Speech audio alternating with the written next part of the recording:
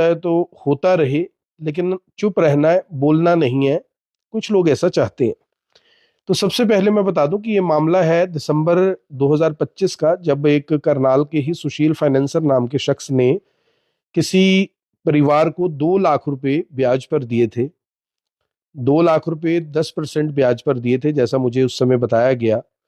और जो वो पैसे दिए गए, जिस परिवार ने वो कर्ज लिया था, 10% का ब्याज कोई आमतौर पर नहीं चुका सकता। बैंकों में 10% साल का भी ब्याज नहीं है।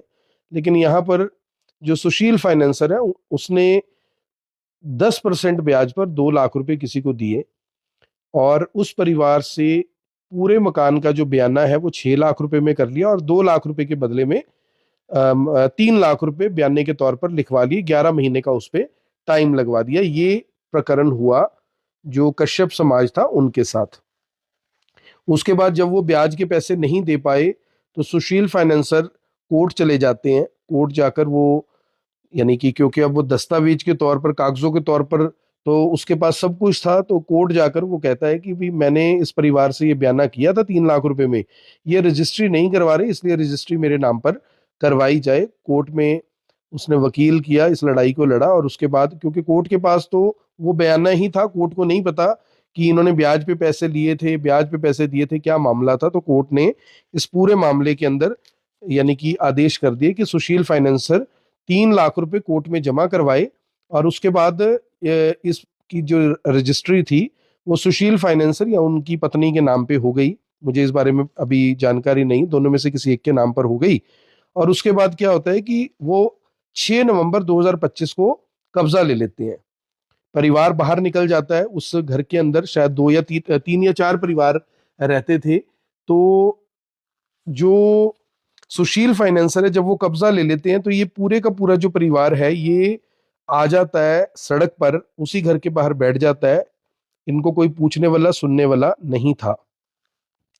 उसके बाद इस पूरे मामले के अंदर मुझे शायद दिसंबर 23 या 24 दिसंबर की शायद बात है, या 25 की होगी, मुझे पता लगा कि ऐसे ऐसे करके एक परिवार बाहर बैठा हुआ है। मैंने उनसे संपर्क किया, वहां गया तो मुझे पता लगा कि उस समय बहुत ठंड थी, धुंध पड़ रही थी, इंसान को इंसान नहीं दिखता था। छोटे छोटे बच्चे, बुजुर्ग महिलाएं, बुजुर्ग जो बाबूजी थे वहाँ के, और जो नॉर्मल परिवार के लोग थे, वो घर से बाहर बैठे हुए थे। आप सबने देखा था वो। तो उस मामले के अंदर क्या होता है कि जो सुशील फाइनेंसर हैं, उनकी वो एक तस्वीर दिखाते हैं कि ऐसे ऐसे करके ये सुशील फाइनेंसर है और इसने हमारे साथ ऐसा ऐसा किया है और हमारे मकान पे कब्जा ले लिया। मैंने उसकी प्रॉपर कवरेज बढ़िया तरीके से, जो मेरी जिम्मेदारी थी पत्रकार के तौर पर, वो मैंने खबरों को किया। जब मैंने इन खबरों को किया तो मुझे ये बताया गया जो सुशील फाइनेंसर हैं वो शायद ब्राह्मण समाज से आते हैं। हालांकि मैंने आज तक कभी भी किसी की खबर करते हुए, किसी की खिलाफ खबर करते, मैंने नहीं पूछा कि कौन है कौन नहीं है, लेकिन मुझे ये बताया गया कि वो ब्राह्मण समाज से हैं। और जिस तरह से पैसे पूसे फाइनेंस पे देने का काम था, तो ऐसा लग रहा था भी हो सकता है भी हो भी इससे क्या फर्क पड़ता है, वो ब्राह्मण हो, वो पंजाबी हो, वो बनिए हो, वो जाट हो, वो रोड हो, इससे क्या फर्क पड़ता है। जिसने गलत किया है वो तो गलत किया ही है। मैंने उन खबरों को किया। खबरों को करने के बाद जो करनाल की मेयर है रेणुबाला गुप्ता, उनके पति ब्रिज गुप्ता ने मुझे एक दिन संपर्क किया खबरों के दौरान ही। उन्होंने कहा कि ये क्या मामला है पूरा। मैंने उनको बताया। वो बोले कि भी कोई बात नहीं, 2 लाख रुपए सुशील फाइनेंसर ने इनको फाइनेंस पर दिए थे, जो 2-2.5 लाख रुपए बनते हैं मैं दे देता हूँ। मैंने कहा जी वो 2-2.5 लाख रुपए में नहीं, वो तो बहुत पैसे मांग रहे हैं इस समय। तो उन्होंने कहा कि कोई बात नहीं, हम इस मसले को बैठ के सुलझाते हैं। उनको भी मैं बुलाता हूँ, आप भी आइए और बैठकर सुलझाते हैं। इस दौरान जो कश्यप समाज था वो भी उस मीटिंग में बैठा। 7 जनवरी की मीटिंग जो थी वो डिसाइड हुई। 7 जनवरी को मीटिंग में जो कश्यप समाज था वो भी बैठा, मैं भी था, ब्रिज गुप्ता जी भी थे, 2 पार्षद थे, एक पूर्व पार्षद थे। तो हम सब लोग बैठे हुए थे। तो उसमें ये फैसला हुआ कि जो कश्यप समाज को घर से बाहर निकाला गया था, उनके उस मकान के 20 लाख रुपए में समझौता हो गया कि 20 लाख रुपए सुशील फाइनेंसर लेगा। अब 20 लाख रुपए उस परिवार के पास तो थे नहीं। परिवार से संपर्क किया, वो कहने लगे जी हमारे पास तो 20,000 रुपए भी नहीं है। हमने कहा कोई बात नहीं, हमने जिम्मेदारी उठाई है, हम इस जिम्मेदारी को पूरा करेंगे। तो वहां पर कश्यप समाज की ओर से अनूप भारद्वाज जी आए हुए थे, और सुभाष कश्यप जो पूर्व पार्षद हैं बीजेपी से, वो आए हुए थे। उन्होंने कहा कि कोई बात नहीं, 12 लाख रुपए हम इकट्ठे कर कर देंगे अपने समाज से। 3 लाख रुपए सुशील फाइनेंसर ने ऑलरेडी कोर्ट में जमा करवाए हुए थे, तो वो 3 लाख रुपए भी हमने कहा कि हम दे देंगे उनको, 15 लाख हो गए। 2.5 लाख रुपए ब्रिज गुप्ता जी थे, उन्होंने कहा कि कोई बात नहीं, मैंने अपनी जुबान की हुई है, मैं भी 2.5 लाख रुपए दूंगा, 17.5 लाख हो गए। 2 लाख रुपए मेरे एक दोस्त हैं संजीव तोमर, जो करनाल के पार्षद हैं, भूपेंद्र नोतना बीजेपी से, उन्होंने मुझे संपर्क करके बोला कि जो संजीव तोमर है वो भी 2 लाख रुपए इस मामले में देंगे, तो 2 लाख रुपए वो हो गए। बाकी बचते थे 50,000 रुपए। मैंने कहा जी कोई बात नहीं, 19.5 लाख हो गए हैं, 50,000 रुपए मैं दे देता हूँ, ये 20 लाख रुपए पूरे हो गए। वहां पर एक और दो परिवार थे, सन्नी नागर, विक्की नागर उनका नाम था, उनके साथ भी यही प्रताड़ना की गई थी। वो भी एससी समाज से आते हैं, उन्होंने भी अपनी व्यथा बताई हुई थी, उनकी भी मैंने खबरें चलाई थी। तो उन्होंने भी, उनका भी फैसला हुआ कि जो उनमें से एक भाई है, मुझे नाम नहीं पता उसका, कि 1 लाख रुपए वो देगा, जिसके सुशील फाइनेंसर ने 3.5 लाख रुपए बनाए हुए थे 1 लाख रुपए के बदले में।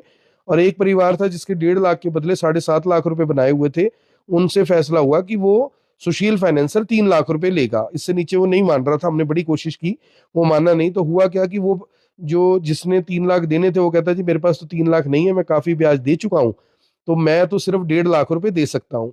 तो 1.5 लाख रुपए उन्होंने दिए। 1.25 लाख रुपए की बात जो रामचंद्र काला एमसी है, उन्होंने कहा कि कोई बात नहीं, जब मामला निपटा ही रहे हैं तो 1.25 लाख रुपए मैं दे दूंगा, बन गए 2,75,000 रुपए। सुशील फाइनेंसर साहब कह रहे थे जी मैं तो 3 लाख से कम लूंगा नहीं।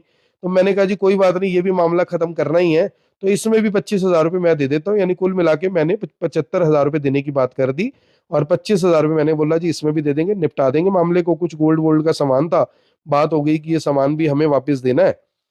और होता क्या है कि उसके बाद 20 तारीख को जो विक्की नागर, सन्नी नागर थे, वो मेरे पास आए कि जी हमने गोल्ड का सामान छुड़वा दिया, वो कुछ इनका आपस में लेन देन था, तो आप सुशील फाइनेंसर को फोन करो कि वो अपना सामान ले ले। मैंने कहा कि उनके परिवार में शायद शादी है, बेटे की या भतीजे की किसी की शादी है, आप ये सामान अपने पास ही रखो, फैसला हो चुका है। जो 27 जनवरी की मीटिंग तय हुई है, 27 जनवरी को हम मीटिंग में जाएंगे, वहां पर जो भी मामला है निपटा देंगे। तब तक सब कुछ ठीक चल रहा था। और इस दौरान ये भी बात हुई सुशील फाइनेंसर की, जब फैसला हुआ था कि सुशील फाइनेंसर ये तीनों मामले निपटाएंगे, उनका परिवार भी आया था, उनकी पत्नी थी, उनका बेटा था वहां पे, तो उन्होंने कहा जी कि हम इस पूरे मामले को निपटाएंगे। और उसके बाद मार्केट के अंदर एक मैसेज भी चला जाए, आप हमारी ये कवरेज भी कर देना, ताकि लोगों के बीच में हमारे बारे में गलत भ्रांति ना रहे। मैंने उस बात के लिए ओके कर दिया कि ठीक है, जब आप अपना बड़ा दिल दिखा रहे हो, इस मामले को निपटा रहे हो, हम इस चीजों को अच्छे तरीके से खत्म कर देंगे, कोई दिक्कत वाली बात नहीं है। उसके बाद क्या होता है जी, मीटिंग जब अगली डिसाइड होती है, एक दो तरीके लगती रही, कभी वो अवेलेबल नहीं था सुशील फाइनेंसर, कभी मैं नहीं था, कभी ब्रिज गुप्ता जी नहीं थे। तो जब सबका टाइम मीटिंग में सेट हुआ, तो मीटिंग में सुशील फाइनेंसर जब आता है तो वो कहता है जी कि मैं जो समझौता है वो, जिसमें मुझे 2 लाख के बदले 20 लाख रुपए मिल रहे हैं, मैं वो तो कर लूंगा, लेकिन जहां पर आप मुझे 3.5 के बदले 1 लाख रुपए दे रहे हो और 7.5 के बदले 3 लाख रुपए दे रहे हो, मैं वो समझौता नहीं करूंगा।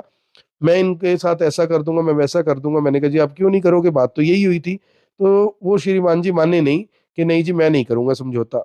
हमने कहा ठीक है कोई बात नहीं, अगर समझौता होगा तो तीनों का होगा, नहीं तो कोई समझौता नहीं होगा, हम अपनी लड़ाई को आगे लड़ेंगे। बोलने लगे जी ठीक है। उसके बाद बात होती है कि नहीं, हम एक तारीख और रखते हैं, इस मामले को फिर म्यूचुअल अंडरस्टैंडिंग से निपटाते हैं। उसके बाद फिर से मीटिंग हुई, वहां फिर यही बात हुई कि नहीं जी मैं तो ऐसा नहीं करूंगा, मैं वैसा नहीं करूंगा, आप मेरे को 20 लाख रुपए दे दो, और मैं वो वाला घर दे ही चुका हूँ, और वो रजिस्ट्री करवा देंगे, बाकी दो मामलों को मैं नहीं निपटाऊंगा। मैंने उनको बोला जी नहीं, फैसला सबका हुआ था, 20 लाख रुपए हमने इकट्ठे कर लिए, अगर आप मकान नहीं दोगे हम उनको कहीं और मकान दिलवा देंगे, अब पैसा तो हम इकट्ठे कर ही चुके हैं। कश्यप समाज ने भी इस बात के लिए हामी भरी, जो लोग वहां मौजूद थे सबने कहा ठीक है। फिर बात हुई कि नहीं चलो हम इसको कल तक देखते हैं। अगले दिन मुझे फोन आता है कि सुशील फाइनेंसर कहता है कि आप मेरे साथ वो 20 लाख वाला समझौता कर लो, बाकी दो लोगों का समझौता मैं नहीं करूंगा। और इस दौरान मुझे ये भी पता लग चुका था कि सुशील फाइनेंसर ने अपनी पत्नी को आगे कर कर उनसे मेरी शिकायत दिलवाई है। क्या शिकायत दिलवाई है मुझे ये भी पता था, लेकिन मैंने कहा जी कोई दिक्कत नहीं है। वो कहने लगे जी ये फैसला कर लेगा, लेकिन ये कहता है कि मैं आकर्षण उपल के खिलाफ जो शिकायत दी है मैं वो वापस नहीं लूंगा। मैंने कहा जी कोई दिक्कत वाली बात नहीं है, ये शिकायत वापस ना लें, क्योंकि मुझे ये था कि उन्होंने मेरी कोई डेफेमेशन की शिकायत दी होगी, या जो भी उन्होंने शिकायत देनी होगी। मुझे ना तो एससी एसटी से संबंधित पता था, ना मुझे ये, अभी मैं आपको धाराएं भी बताने जा रहा हूँ कि किस किस धारा में क्या क्या एफआईआर दर्ज हुई। उसके बाद सुशील जो फाइनेंसर हैं, इन्होंने वहां से 12 लाख रुपए ले लिए। 8 लाख रुपए की रजिस्ट्री के टाइम पे डिसाइड कर दिया कि जी 8 लाख मैं तब ले लूंगा, 12 लाख इन्होंने ले लिए। और उसके बाद ये एफआईआर दर्ज हो जाती है 10 धाराओं के अंदर। तो ये पूरा प्रकरण हुआ था। इस पूरे प्रकरण के अंदर 19.5 लाख रुपए कश्यप समाज ने, बृज गुप्ता जी ने, आपके जो संजीव तोमर जी हैं उन्होंने दिए, 3 लाख रुपए कोर्ट में रखे हुए, 50,000 मैंने दिए। बताइए इस पूरे मामले के अंदर ब्लैकमेलिंग कहाँ हुई? सुशील फाइनेंसर या उसके परिवार को किसने ब्लैकमेल किया? कितने अमाउंट से ब्लैकमेल किया? किस जरिए से ब्लैकमेल किया? क्योंकि उसने ब्लैकमेलिंग की भी एफआईआर दर्ज करवाई है, एससी एसटी की भी एफआईआर दर्ज करवाई है, छेड़छाड़ की, पीछा करने की, इस तरह की एफआईआर भी दर्ज करवाई है। तो आप खुद बता दीजिए कि इस पूरे मामले के अंदर कहाँ पे एक्सटॉर्शन हुई है? ये सिर्फ और सिर्फ ये पूरे का पूरा जो मामला है, मुझे बताने की जरूरत नहीं है, सब लोग सियाने हैं, समझदार हैं कि ये मामला कैसे हुआ, किसने करवाया, क्यों करवाया, क्या मकसद रहा इसका। मैं इन चीजों में नहीं जाना चाहता, क्योंकि अब कानूनी मसले की बात है। तो इस मामले में जब मुझे पता लगा कि एफआईआर दर्ज हुई है, तो मैंने ऑनलाइन देखा, तो ऑनलाइन एफआईआर मौजूद नहीं थी। जनरली इस तरह के मामले ऑनलाइन दिखते हैं, लेकिन ये एफआईआर ऑनलाइन नहीं दिख रही थी। तो फिर भी मैंने एफआईआर को अरेंज किया अपने जो कॉन्टेक्ट थे उनके थ्रू, और उसके बाद हम करनाल के एसपी से मिले, सभी पत्रकार साथी, और सभी पत्रकार साथियों ने करनाल के एसपी को पूरे का पूरा जो मामला था वो बताया। इसमें एससी समाज के लोग भी हमारे साथ थे, करनाल के जो 4-5 अच्छे लोग थे उनको भी हम साथ लेके गए, जिनका समाज में अच्छा प्रभाव है, लोगों के बीच में अच्छा मैसेज है, उनको भी हम साथ लेकर गए। 40 के आसपास हमारे पत्रकार साथी थे। तो करनाल के एसपी जो नरेंद्र बिजरानिया हैं, उन्होंने ये शिकायत अब एक डीएसपी हैं उनको फॉरवर्ड कर दी है जांच के लिए। अब उसमें जब शामिल होंगे तो उसमें बताएंगे कि आखिर ये पूरा मामला क्या था, कैसे हुआ, क्यों ये एफआईआर हुई। 12 लाख रुपए भी ले लिए, एफआईआर भी दर्ज करवा दी, समझौता भी हो गया, मकान भी दे दिया, पैसों की रजिस्ट्री का टाइम भी डिसाइड हो गया। लेकिन ये जो प्रकरण हुआ है ये बहुत ही दुखदाई है, और miss use of SC ST act है, मिस यूज ऑफ फीमेल है। ये तमाम जो आपने पूरे का पूरा प्रकरण देखा, मैं अगली वीडियो में आपको 10 की 10 धाराएं बताऊंगा कि क्या ये 10 धाराएं थी, और इन 10 धाराओं पे आखिर क्या क्या सजा होती है, क्या क्या मुकदमा ये बनता है, आगे चलकर क्या क्या चीजें होंगी, वो भी मैं आपको बताऊंगा अगली वीडियो में। तो मेरी आप सभी से अपील, जो भी लोग इस वीडियो को देख रहे हैं इसे साथ के साथ जरूर शेयर कीजिएगा। आप देख रहे हैं IBN24, मैं गलत हूं तो कमेंट बॉक्स में मुझे अच्छे से अच्छी, गंदे से गंदी जो गाली है वो दे सकते हो। मैं एफआईआर भी दर्ज नहीं करवाऊंगा किसी के खिलाफ, क्योंकि लोकतंत्र में सबको अधिकार है अपनी बात कहने का। अगर मैं सही हूं तो मुझे अपना सपोर्ट जरूर दीजिएगा, आपका सपोर्ट ही मेरा हौसला, मेरी हिम्मत है। और इस तरह के मामले पहले भी दर्ज हुए हैं, बहुत बार हुए हैं, आगे भी हो सकते हैं, अभी भी हुआ है। तो हम इसको प्रॉपरली फेस करेंगे, कोई ऐसी बात नहीं है। कानून जितना सुशील फाइनेंसर के लिए उतना मेरे लिए भी है, लोकतंत्र सबको उतना ही अधिकार देता है। डॉक्टर भीमराव अंबेडकर जी ने ये जो संविधान बनाया है इसमें सबको प्रोटेक्शन दिया गया है, किसी को ज्यादा मिला है, किसी को कम मिला है, लेकिन मैं तो ऐसा समझता हूँ कि इस संविधान में मुझे भी बराबर का प्रोटेक्शन मिला है, और उसी संविधान के तहत अब इस मामले को हम फेस करेंगे प्रॉपरली, और पूरी तरह से करेंगे। इसमें कोई ऐसा वो नहीं है कि जी जेल जाना पड़ेगा, जेल जाना पड़ेगा, चले जाएंगे, कोई बात नहीं, जेल भी तो इंसान ही रहते हैं, कोई यानी कि वहां पे सारे ऐसा तो है नहीं कि इंसान नहीं, सारे हैवान होते हैं, वहां पे भी इंसान रहते हैं। तो अभी पहले जो इन्वेस्टिगेशन है उसको फेस करेंगे, अगर उसके बाद कहेंगे कि नहीं जी आपके ऊपर ये सारे आरोप सिद्ध होते हैं, आपने ये सब कुछ किया है, तो हम अब यानी कि मैं खुल के, जैसा मुझे पुलिस कहेगी मैं तुरंत वैसा ही कर दूंगा। भागने दौड़ने वाला मैं हूं नहीं, ना पहले भागा था ना दोबारा भागना है। हम इस कानूनी तरीके से इस पूरे मामले को फेस करेंगे। तो इस वीडियो को आप सभी ने देखा, अपनी कमेंट में जरूर बताइएगा कि मैंने क्या गलती की, मुझसे क्या गलतियां हुई, और क्या आगे के लिए इस किसी तरह किसी गरीब की मदद करना, किसी एससी समाज की, किसी ओबीसी समाज की मदद करना कोई गलती है इसमें, अगर है तो वो भी बता दीजिएगा, आगे से वो भी बंद कर देंगे। तो आप सभी का बहुत बहुत शुक्रिया, धन्यवाद। आप सब बहुत प्यार देते हैं, हमेशा की तरह देते रहिएगा। इस वीडियो को जरूर शेयर कीजिएगा।